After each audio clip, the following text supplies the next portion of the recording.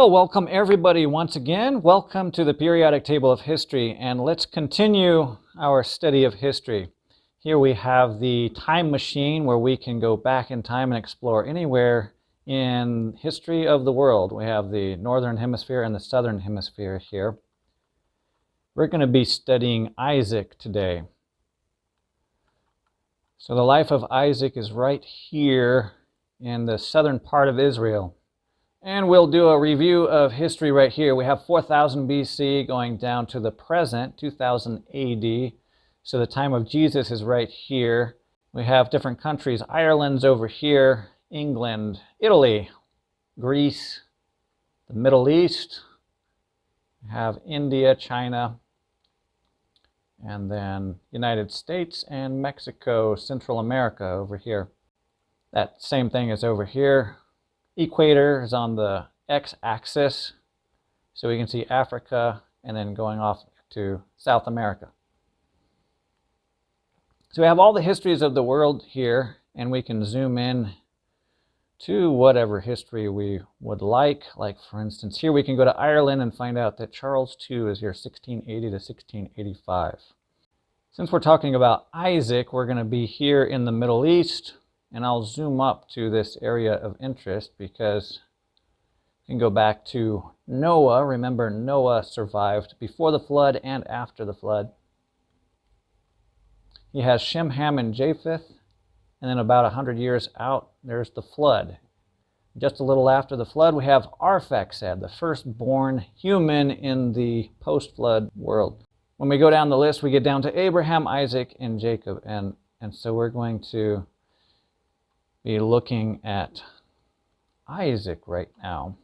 Maybe we'll make him a different color. And then we can see his life bar. His life bar is drawn to scale, so the height of his life would be where his bar is on the scope of history. And you can see over here on our, let me get a bigger arrow. Over here on our left, 2000 BC. So Isaac's life is right here, a little before 2000 BC and a little after 2000 BC. Now those are uncalibrated dates, Masoretic text.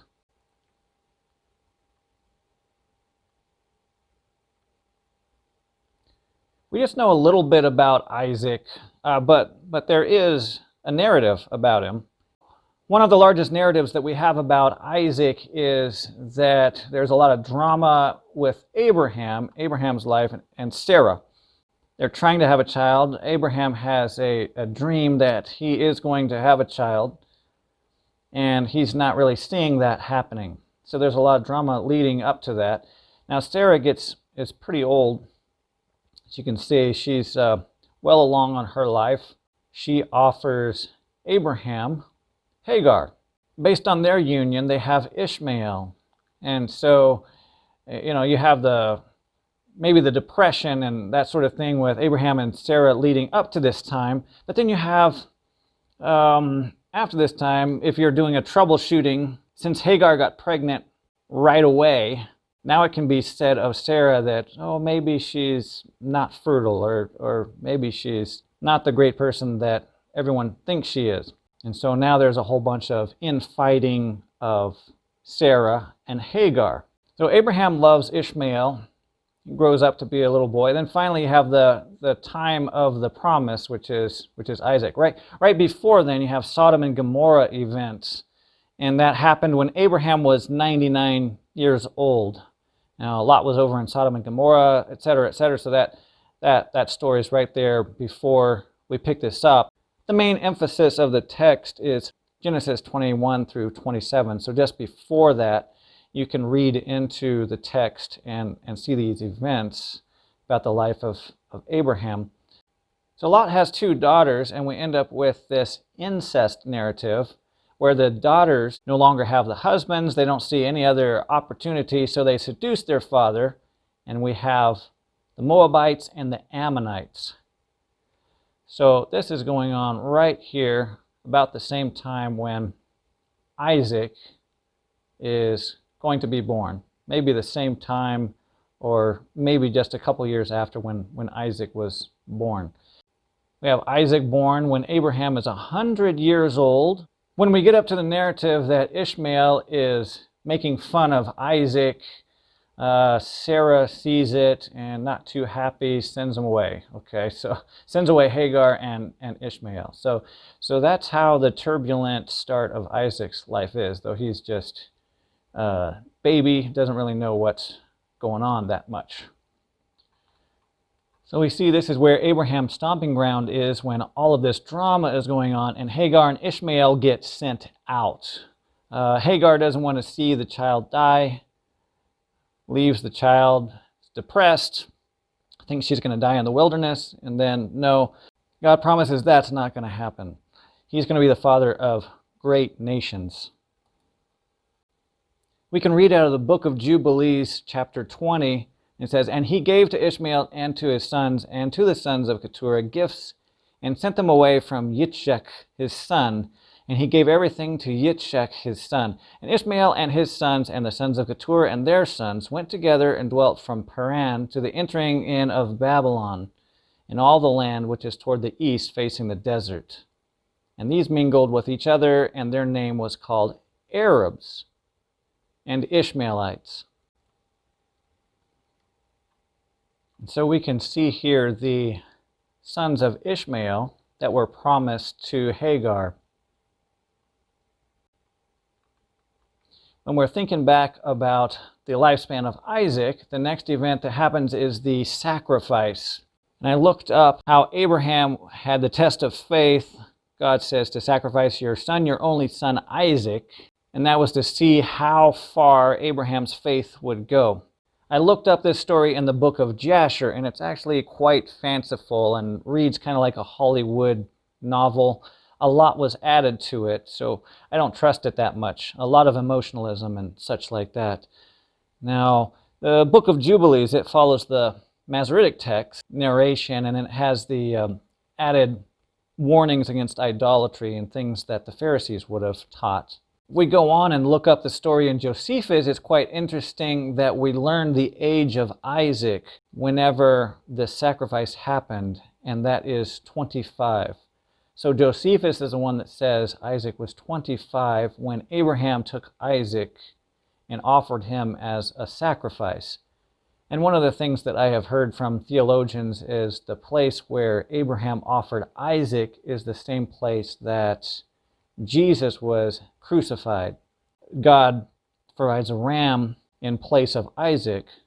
God provided himself, as in he made himself, Jesus sacrificed himself, because he knew that we could not possess the love that God possesses for us, that he loved us so much, even though we are sinners, that he died for us. So I have heard that Isaac was going to be sacrificed on the same mountain as Jesus was. And in the comments section, if you agree or disagree with that, be sure to put something in the comments section, your thoughts on where Abraham and Isaac were going to have the sacrifice, and if that's true that Jesus Christ was sacrificed on the same hill.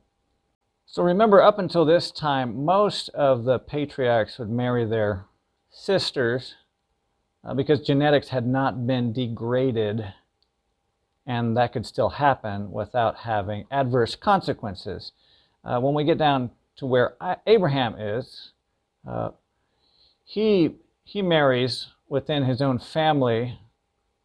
He marries Sarah, and Sarah is from a little bit to the north, this area around Haran. And remember that this area, Haran, is, if we go back in time, it's an area where the Shemitic families have set up along the river. So we can see that Isaac is a 21st generation, then go back in time, 20th generation Abraham, and then we go back in time some more, 19th, 18th, 17th, and we'll put some more on here, that we see these Shemites setting up along the Euphrates River mainly. And Abraham finds himself over here, called over here, actually, and of course he's surrounded by the Hamites. So here we can put those on here, that the Hamites are all around. So Abraham wants to get a wife for Isaac, but doesn't want them of the Canaanites. So he goes back to this area of Haran. And Abraham's brother was living up there, and that's why there's a connection. So that's where Rebekah, the area where Rebekah comes from, and then comes out here to where Isaac is. That happens when Isaac is about 40 years old. And it's not until 60 years old that Isaac has Jacob and Esau, and they're twins, so they're put on here neck and neck to each other. Jacob and Esau. So during the life of Isaac, he sees the birth of many nations. We have all these nations that are within the Middle East, like we can say the Elamites, the Akkadians, the Assyrians, and we have the Israelites. But we also have the Greeks, the Irish are coming up, the Indians, the Chinese, Myanmarese, Vietnamese, Koreans, and we even have the Egyptians and the Cushites. So the Hebrew record gives us a lot of detail on the birth of all these nations, because like we had just seen, the Moabites and the Ammonites are here, but we also see that I believe Esau was the father of the Edomites. You can correct me if I'm wrong on that, because I'm just doing that from memory. So all of that is really interesting. Isaac would have seen quite a bit of history unfolding before his very eyes. And he lived to be a pretty good lifespan, 180-year lifespan. So that's pretty amazing. And saw even here his 12 tribes of Israel across here. Those would be Jacob's sons, his grandsons. But the histories and but the longevities, they're breaking up here. Everyone is not living 900 years anymore. It's incredible to look at some of these ages. Here's the original patriarchs. Remember, Noah is generation 10, and then we have Shem, Ham, and Japheth. They're the red, blue, and the yellow here. Generation 11, 12, 13, 14, 15, 16, down to here. But we look how long their lifespans are. Noah died before Isaac here in the green. But we still see Shem, all through a lot of Isaac's life. That's incredible. See, Shem actually knew Jacob and Esau here. That is incredible. And then Eber is here, who was Heber, who is also the father of the Hebrews here. So we can see Shem and Eber, they just blew everybody out of the water as far as being people living long ages. And they're living all through the life of Isaac. They see a lot of Isaac's life, and even into Jacob. And even Eber here, he almost lives long enough to see the 12 tribes of Israel. So when Shem and Eber and Abraham are giving the blessings of their inheritance, they're understanding most of their offspring have died. Most of their sons have died. They're looking down here 10, 11, 12 generations down below, wondering who is going to get the spiritual inheritance. So those connections are quite amazing. After the Jacob and Esau story, we don't see too much of Isaac's life, just that he was deceived by Jacob. Esau didn't really care too much about spiritual blessing, probably cared a lot about the money, and then wanted his father's blessing through the prayer before he died. But Jacob deceived Isaac, and so the rest of what's going on with the narrative of Isaac is the great deception, and Jacob getting the spiritual and physical inheritance from Isaac. When I was studying this, though, I came across something that was incredibly fascinating, and that was a little excerpt about Africa. See, after Sarah dies, Abraham marries Keturah. So that's another wife. And we have the 21st generation, Abraham and Keturah, Abraham Jokshan, 22nd generation. 23rd generation, the nation of Midian. Now, what I didn't know before, and something that Josephus pointed out, don't know if it's true or not, but very fascinating. It's concerning these Ephah and Epher. The great scholar and governor Josephus, he has a slightly different spelling of these two, Ephahs and Ophrin. So Josephus references Alexander polyhistory, and that happens to reference Cleodemus. He's also known as Malchus, and talks about the original name of Africa as being from Ophrin. Epher was changed to Afrin, and then Afrinka, like Africa. So this is the word where Africa comes from. Many of the books that Josephus quoted from are lost to us, but then we have pieces of these based upon Josephus.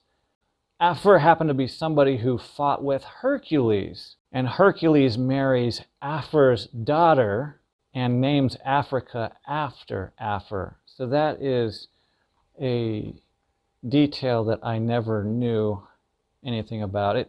It's reminiscent to me also that this Epher could be Ophir, or the gold of Ophir is what Solomon talked about. The gold of Ophir might be the gold of Aphor, like the gold of Africa. So all of that is very fascinating. Another fascination to me is this idea of Hercules, because we mainly have a lot of mythological strange gods, goddesses, things like that, all wrapped up into the person of Hercules. But then you have Josephus referencing other sources that say Hercules was a real person. And the more I study into this region of history, the more I see these kind of connections. We can look at this period of time over here, pre-Ireland. I saw this genealogy talking about the very first mythological ideas about the island of England or Ireland. Something that interested me a long time ago is just this thought from British folklore that Britain used to be called Albion and used to be called Samothea, and that's after the first king, Samothrace.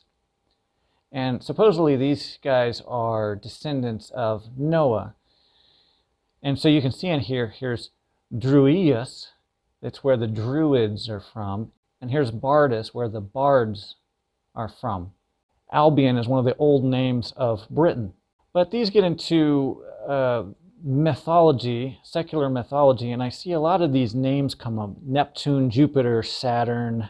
But I noticed here it says Albion dies fighting Hercules. So that's just absolutely fascinating to me that this is pre-Britain, I would say.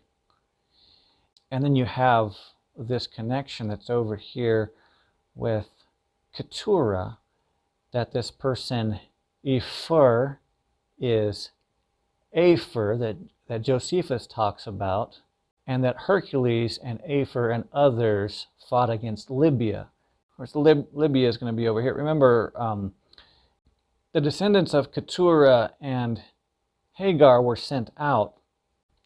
So then when the history starts talking about their invasion of Libya, I can completely theorize that through in the future, that if they've always been known as traders. The Arabs and the Ishmaelites have always been known as people that traded all throughout this region.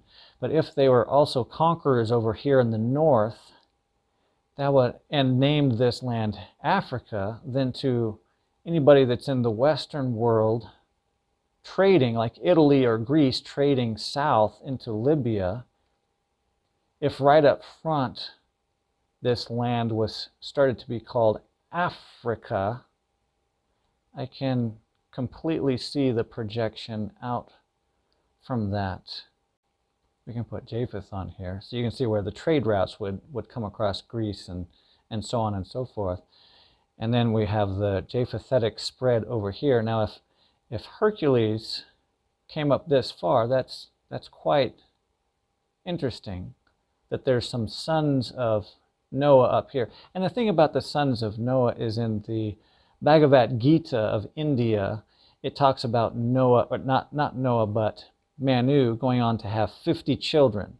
Well, if that's the case, there's a lot going on that we don't know anything about. So supposedly there's these, you can go back to Albion or Samothea and then see this little tag right here. Albion dies fighting Hercules. It's in the right time period. And then the Greek mythology that's centered here has all these myths of the ancient gods and then others. You have 3 original men, 3 original women, people who are considered gods. And when I look in this time period, I also see Shem, Ham, and Japheth. And I can see why they were considered gods is because they lived so long. They're living all the way into about 1950 BC over here. So then when you think of these as Jupiter, Titan, the Sibylline oracles call Ham Titan. And that's kind of interesting because the War of the Titans. Well, historically, nobody cares about the War of the Titans. They just say, well, that's a bunch of myth, and Hercules and all this kind of stuff. It's just a bunch of garbage. And I have a particularly strange hypothesis of this when I look at world history, and maybe I can describe it to you a bit. That look at this region from here to here. You have Noah to down into, it's about the flood all the way into 2000 BC and a little bit after, is you have these original patriarchs that are spoken of in the Hebrew record in Genesis. Shem, Ham, Japheth, and then all these guys that are the offspring from them. And they're living exceedingly long lives. I did one video on the Epic of Gilgamesh and talked about how Gilgamesh was 17 feet high, and in the Epic of Gilgamesh he finally finds Noah, or Utanapishtim, and Noah is just like him. So if we think of that like in magnitude, then Noah might have been a 17-foot tall person. But you see, there's only a few of these. We just have Noah, we just have Shem, Ham, and Japheth. When we go down to about generation 15, that's about it. About to Peleg. And Eber lived a long time, and Peleg, and then it really starts cutting down. The lifespans start cutting down after this, etc. So I wonder if these ancient ones were not just super smart, but not just super strong, but then had the super longevity. And then I wonder about the War of the Titans, as Hercules is, farther down the row. But then when I see that excerpt from Josephus being matched up to Epher, and I think, what in the world here? But the Greek legends, the Greek myths, they had a lot of incest, I would say, where daughters are being born and given to the 3 original gods, you would say. And in the Sibylline oracles, it talks about these being the three gods. I don't remember. I'll have to look that up and see which one is which. And it's almost as if they couldn't match up a daughter that was born to somebody. They would just give this daughter to the gods, and they would either mate or not, and then you'd have this sort of half god. And that's always been a theme throughout this whole period of time. When you look at all the literature in in the 2000 to 2500 BC window of time, you see this theme constantly. And it's very strong in Greece. And then you also see it in Asia. And when we go over here to India, then this mirrors off of Manu, the first, what they say is the first man, but he was also the one that survived the flood. And they have mythology of the sky god, sun god, sky god, Manu, first man. So this time period corresponds to Noah over here. But you have ancestral worship over in the east, and then you have humanism over in the west, where they have these hierarchies of these three high gods, these three high male gods, and these three high female gods. And it sure seems to me like these superhumans that are right in here match up that description. And then there's the Sibylline oracles and lots of other books that start putting these connections together. It's kind of, the more you get into it, the more like, whoa, could that be real? Now to be clear, I'm absolutely a monotheist, absolutely a Protestant. I don't believe there's any God except the real God. I just think these people who, let me get rid of that layer. It's too much. I just think these guys, they keep on dying, like Nahor, and then he could ask the question, how come Noah is still alive? Maybe that guy is eternal or something. I mean, is he immortal or something? See, Noah lived past him. So a lot of these people, and then anybody after this that could only live 100 years or 120 years, things like that, then they would all have that question. So I can see how this ancestral worship would just spill out. And you see it around here with War of the Titans, and of course in secular history they don't believe War of the Titans happened at all. They never thought about the Iliad and the Odyssey happening at all either.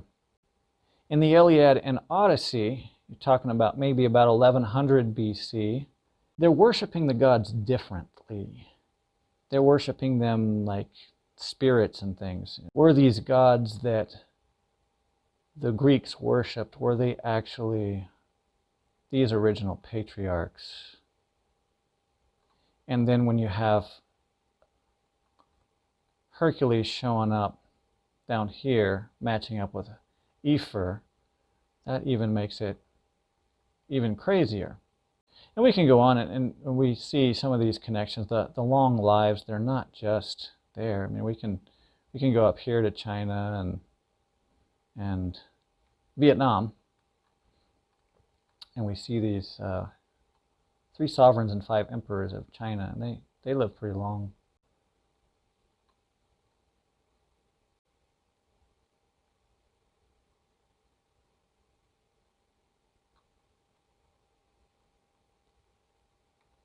Those are Chinese rulers, and we go to the Vietnamese rulers.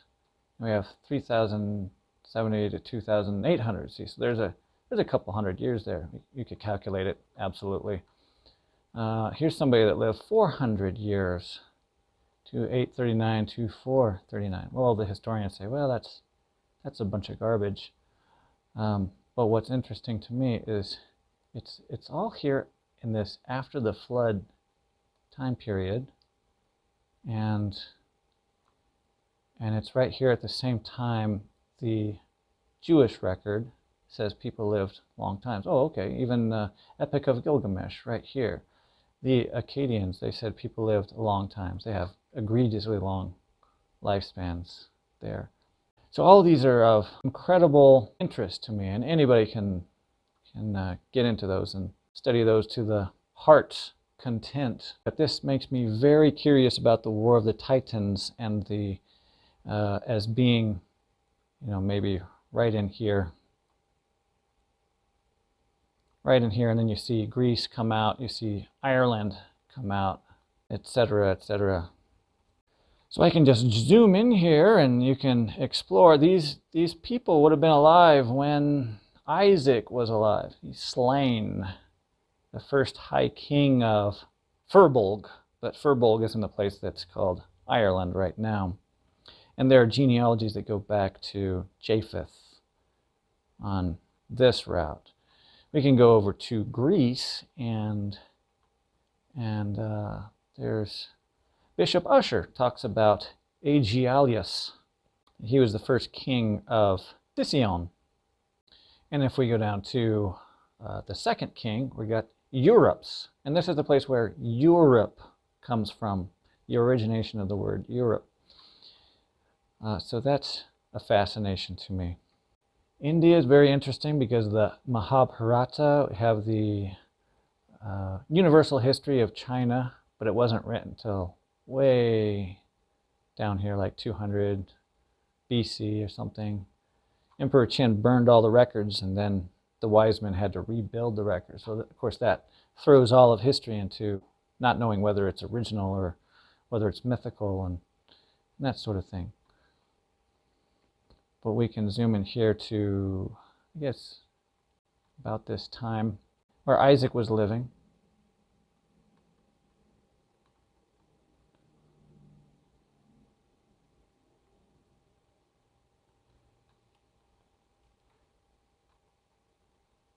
Let's see, we have to go a little bit higher. Okay.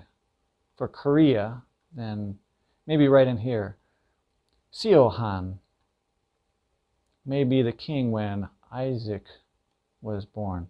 And then we still have these super long reigns of, oh yeah, see, these super long reigns or so. Okay. Hongdi Puang, something like that. I don't know. On the Egypt front, 2000 BC, we're talking about the 11th dynasty. And I wish the Egyptian record matched up more, but there's the discrepancies between the Septuagint and the Masoretic text, and then we have where Isaac might be and where the Egyptian dynasties might be. And there is a lot of people that have very strong opinions one way or another. If the timeline is screwed up, like I think it is, it might be that Isaac might have been around with pharaohs that are a little bit earlier. And I see this very turbulent time in Egypt's history. But who's to say it wasn't there? All I've got is the histories written down. And then I'm comparing the Hebrew histories with world history, which I think is phenomenal. So while Isaac was right here in Israel,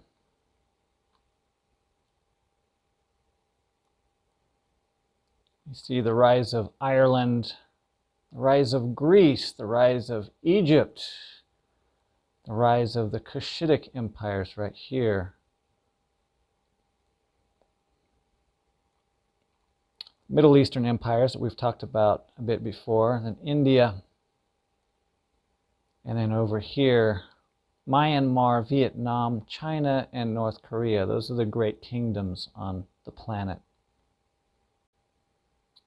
You can see how the Bible, it gives you the tips of history, and then you can see all of these people crowding in, and it just seems like they're having more and more children. I mean, it did not take them very long to have children, and for, say, Abraham to be boxed in on every side. And of course, he walked into it because of his dream of Canaan, his vision from God that Canaan was going to be given to Israel.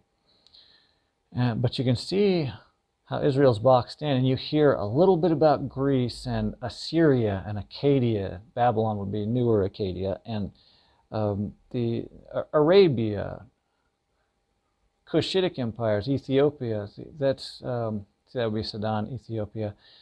They get boxed in, and you lose the ability to hear about a lot of these other kings. But when you step back and you go into other world history, then instead of just having that centerpiece, you start having these other pieces. And if you don't get so aggravated about things not fitting together exactly, because we don't know back behind 1000 BC very well. There's not a lot of records to match and be absolutely correct with accuracy.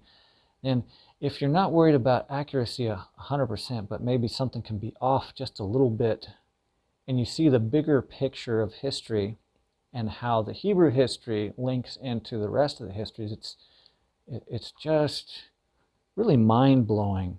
And I think one of the most fascinating things that a person can really do. So I really hope you're fascinated with this, and I hope that you learn a lot with this. I can't say that I know that some text is absolutely right or whatever like that, like we would like, but with the big picture we can fill in a lot of understanding that I don't think we normally would be able to, especially with secular history.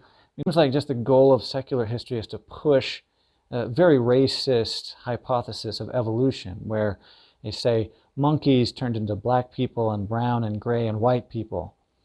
And of course, this is totally contradictory of Scripture that says that we are brothers.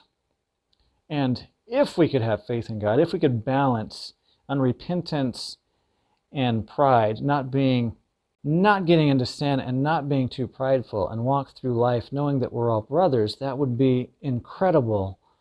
But the universities are not teaching that. They're doing everything in their power to scrap all of this. We know hardly any of it. Much of this information is censored, and then it's just not taught, so that even by default we wouldn't even know where to get the information from. And all of that to push a hypothesis of evolutionism, and that is not my favorite thing by far. I am very far Protestant, and the ideas of the English, their philosophies getting into Germany, and then the Nazis and the Socialist Democrat Party of Germany, also known as the Nazis, then World War II, and all those teachings getting into our school systems in the 60s, because those German school teachers just moved over to the United States and then started teaching the people here. I don't think this can end very well with this idea that monkeys turned into black people, brown, gray, and white people. It's a very racist concept, and it is absolutely against the Hebrew record, and God put his image in all people, and we can delight in all people. So I wanted to see what history looked like from a big picture, and as I got the details together and see the big picture of history, I am just stunned at how interlocking it is, and how it really does make sense if you don't get too burnt out over something not being exactly 50 years correct or 100 years correct.